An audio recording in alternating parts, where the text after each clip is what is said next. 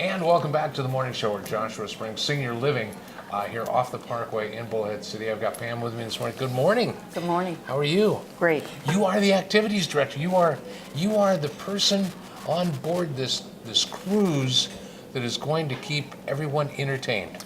Correct. That's a heck of a responsibility. Yes, it is.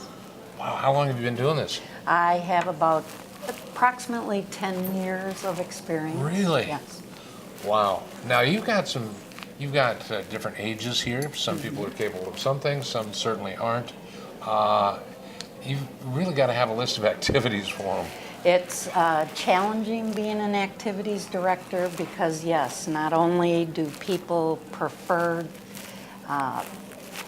attending different leisure activities, they have different needs of their own. Right. That come into play. Yes. Yeah. Yes. So tell me about some of the stuff you do to keep the folks busy here. Okay. Well, basically, our attempt at Joshua Springs is to provide a more meaningful program, purposeful, give our residents a reason for their feet to hit the floor every morning. Okay. Because when we can meet the needs of our residents through leisure pursuits, we not only provide them with the sense of competency, we offer them a sense of personal choice, self-determination, all while adding a level of relaxation that distracts from any of life's negative events that may come into play, such as a recent loss of a spouse. The inability to get out into the community, so there you're talking isolation, recent loss of communication with a friend for sometimes the very same reasons, their inability, to get out into the public, or just medical issues, restrictions, all that then revolve into that loneliness. And so, it's pretty much been proven that, leisure activity and leisure satisfaction are totally linked to a person's overall well-being. I know, yeah. And plays an important role in their health. And studies have proven that it lowers the level of depression. All right. So we've got a number of residents here. I'm not sure how many, but I see the dining room is full most of the time. So you have varied activities that you can have, but on a daily basis, and it seems like it would be unbelievably necessary because from here, if they don't go downtown, if they don't go to their doctor's office, if they're here all day long, they could become very sedentary in their own rooms because obviously they have private rooms, apartments, if you have many apartments, whatever you want to call it, here at the property, albeit nice, but again, given to the fact that, I just don't want to go do anything. How do I meet that? How do you get there? There's basically 5 aspects that an activity director attempts to meet when they're addressing the needs of their residents in their leisure programming. We try to meet their spiritual needs, and here at Joshua Springs we do that by offering Catholic, Lutheran, Baptist services, non-denominational. We also support their bereavement issues when they lose a member of the community here. It's important that we address that as well. We have Bible studies. We then, on a daily basis, we meet their physical needs. We do that. We have our wellness room with the equipment in there, and we also have... Is that the politically correct term for the gym? The gym. Okay, fine. Exercise. Yes. The politically correct exercise And room we is what offer- it is. Don't let her kid you. It's where they make them sweat. We offer PACE programming, which is an acronym for people with arthritis can exercise. Okay. So a lot of stretching, and then just Wii games, recreational games that keep them moving.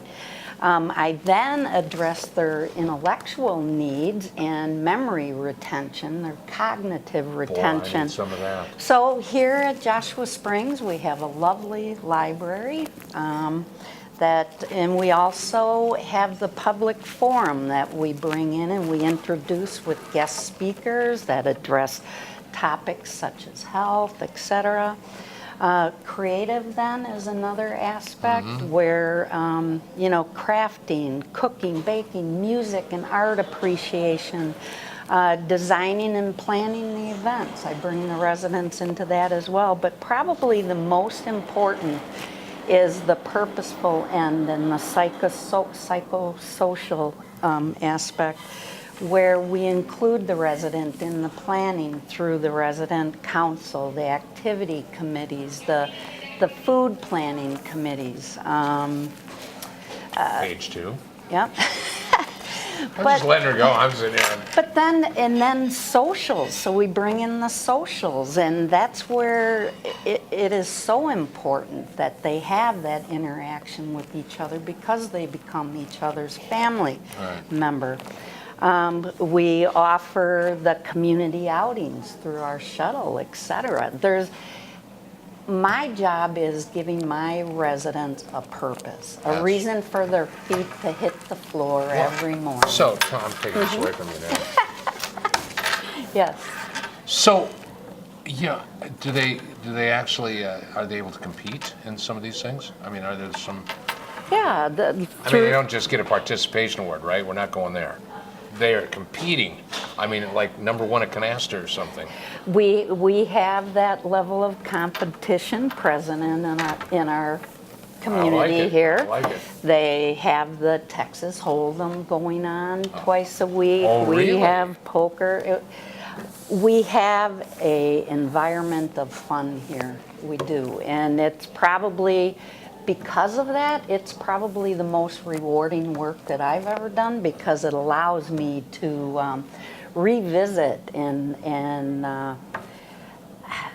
we're all creatures of habit, and our work and our family for so many years controlled what we could do. But now they're back to their day where they can revisit their loves, and it's fun to be on that side of reintroducing that to them. And Are you getting in on the Texas Hold'em games at all? no, I'm not. I haven't They learned probably Texas don't let Hold'em. you haven't. No. Well, you probably got some people in there that are pretty good at it. If I were you, I'd stay out of it. They'll take your dimes. I'll tell you what, they'll just take them right now. Well, it sounds like you've got a tremendous outline for things for people to do, which obviously is necessary. I mean, if you're going to do it right. It appears that Joshua Springs has done it correctly with all of the different things. I mean, last week or a couple weeks ago, we got to talk to the chef and find out, about the varying menus and the things that go on. And went back into the kitchen, saw all that. We've had numerous occasions come in and talk with the folks here, and it's a very interesting concept. And you walk in the dining room right now and you see smiling faces. People happy just sitting there conversing, which is wonderful. Oh, the new word, conversating. I still don't think that should be a word. But you ever heard that? Let's conversate. We have to conversate. Huh? We have a lot of that going on here. Conversations, yes, absolutely. We're going for that new stuff.